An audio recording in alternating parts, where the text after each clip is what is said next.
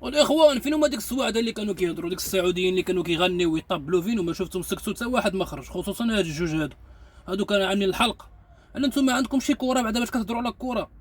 نتوما عندكم الجموله، كتطلقوا الجموله كتسرحوهم وكتبقاو جاريين موراهم، يا متفق معاك، اما الكره بعيده عليكم اصاحبي.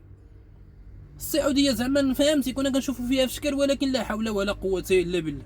يلا انتم علاش كيقول لك العبره بالخواتيم؟ وهي ديالكم دابا نتوما كيطبلوا، خصوصا هاد الجوج هذا وهذا.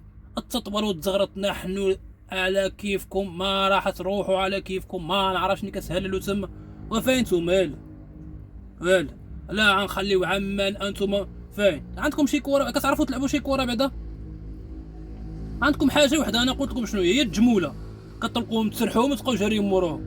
والحاجه الثانيه ما غنقولوهاش، علاش؟ حيت نتوما ملي كنتو كتهضروا علينا كنتو كتهضروا بالادب، حتى حنا كذلك. ولهذا ترينارو مزيان، تعلموا تشبروا الكره، تعلموا تلعبوا الكره. واللي كيقولوا خلينا نرجعوا جليجيه الاخوان هاد الساعه، خلينا نرجعوا جليجيه.